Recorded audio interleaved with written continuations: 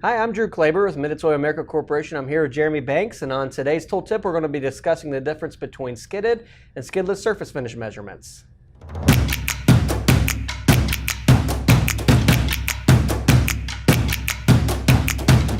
So Drew, many of my customers have questions on when to use skidded versus skidless surface finish. Right. So do you think you could take a couple minutes and explain what the difference between the equipment or maybe some different uses that you would have with these devices?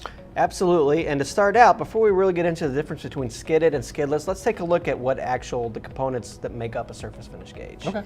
So Drew, what equipment do we have here right now? So I have two units. I have a skidded and a skidless system. Okay. These are both made by Mitsui, but these could be, in effect, any brand of surface finish measuring system. All systems are made up of the same components. You have a stylus, and the stylus is the piece that contacts the surface to do the measurement. The stylus feeds into a detector. The detector takes the movement, translates it into a signal that can be measured, and then we have the drive unit, which pulls the stylus and detector assembly back and forth for the measurement. That'll plug into an amplifier, which is where you get your readings from.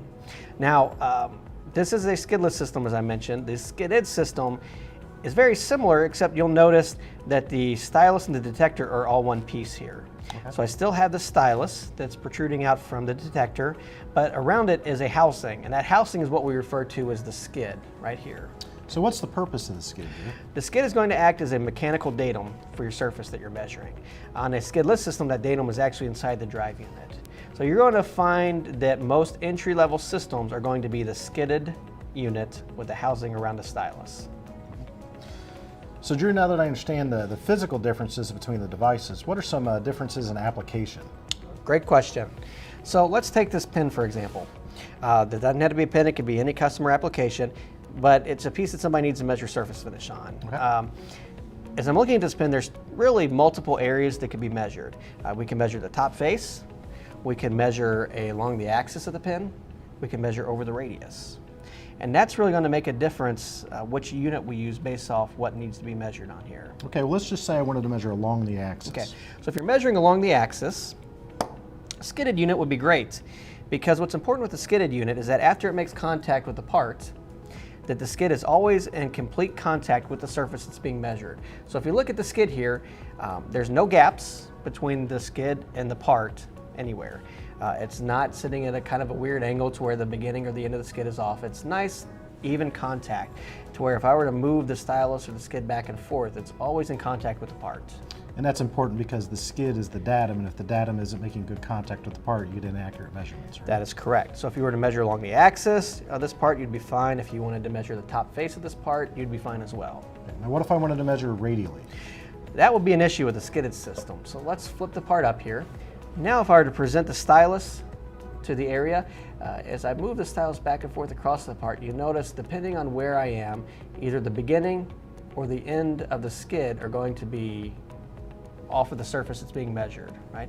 I'm either going to have a gap at the beginning or gap at the end of the measurement. Right, and this would be bad because that's the datum and it's not making consistent contact with the part. That's correct. Now, if I were to take a measurement with this, I could probably spend some time with the setup and actually get a number that's going to show up on my amplifier, but that doesn't mean that the number is a good measurement that I can trust. Okay, so in an application like this, a skidless system would be better? That's correct.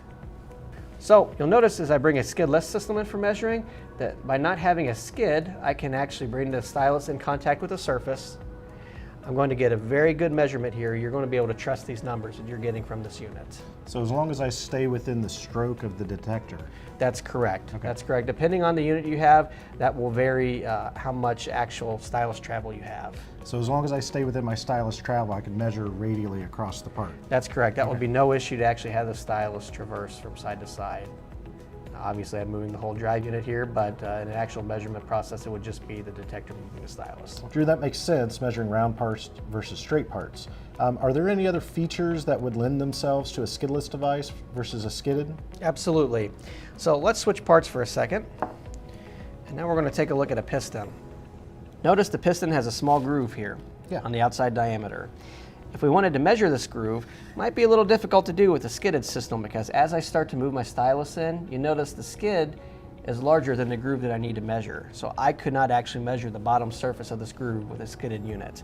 However, if I bring my skidless system in, now you'll notice I can easily not only reach the groove that needs to be measured, but I still have room to measure from side to side along that groove.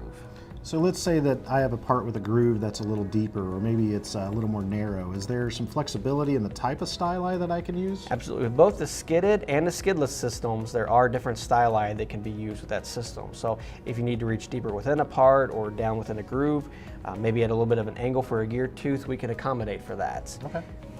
There are more styli options available for skidless systems than there are for skidded systems typically though. Okay. So other than the physical limitations of the workpiece, is there any other reason that you would use a skidded versus a skidless device? It's going to come down to what parameters you're measuring. Okay. And when I say parameter, most folks are familiar with terms like RA, RQ, RZ. Those are the parameters that you're actually measuring with the surface finish gauge. Because it starts with the R, it's a roughness parameter. Any gauge, whether it's skidded, skidless, can measure the roughness parameters. Okay. If your parameter starts with a W, it's a waviness parameter. We can't actually measure waviness parameters with a skidded unit because the skid itself will mechanically filter out the waveform. So if we're going to look at waviness, WA, WT, or common parameters, we have to start with a skidless system for those measurements. Okay, great. So Drew, I got to ask, if the skidless system seems a little more versatile, why would someone purchase a skidded system? Typically, your skidded systems are going to be your entry-level systems. Okay. They're going to have a lower price point on the initial system itself.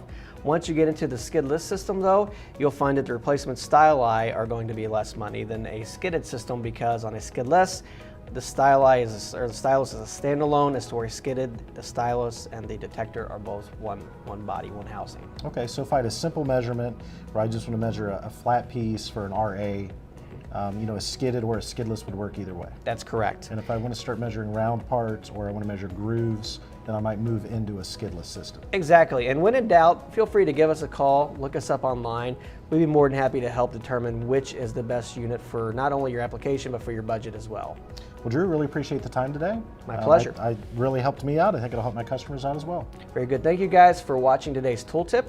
If you have any questions or comments, please leave them in the fields below. If you have any suggestions for future tooltips, please let us know that as well. Also, if someone had some suggestions or some questions about how they're measuring their parts. Absolutely. Leave them in the comments below. As always, if you have any questions, please feel free to give us a call at 888-MITSUTOYO or look us up online at www.mitutoyo.com.